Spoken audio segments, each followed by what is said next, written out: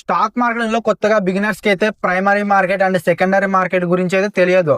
So ఈ వీడియోలో మీకు క్లియర్ గా 2 minutes లో ఎక్స్ప్లెయిన్ చేస్తాను. First primary market. ఏదైనా ఒక కంపెనీ మొదటిసారిగా స్టాక్ మార్కెటింగ్ లోకి ఎంటర్ అవ్వాలంటే అది ఐపీఓ ద్వారానే ఎంటర్ అవ్వాలి.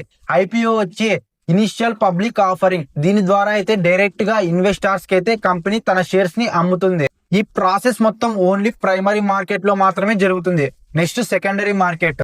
ఒక కంపెనీ తన షేర్స్ ని ఇన్వెస్టర్స్ కి అమ్మిన వెంటనే ప్రైమరీ మార్కెట్ అయితే క్లోజ్ అయ్యి సెకండరీ మార్కెట్ గా మారుతుంది. ఇప్పుడు ఎవరైనా ఇన్వెస్టర్స్ కొత్తగా కంపెనీ షేర్స్ కొనాలంటే ముందుగా ఐపీఓ ద్వారా ప్రైమరీ మార్కెట్ లో కొన్నారు కదా, ఆ ఇన్వెస్టర్స్ అయితే ఇంకో ఇన్వెస్టర్స్ కి ట్రాన్సాక్షన్ చేసేదాన్ని సెకండరీ మార్కెట్ అంటారు.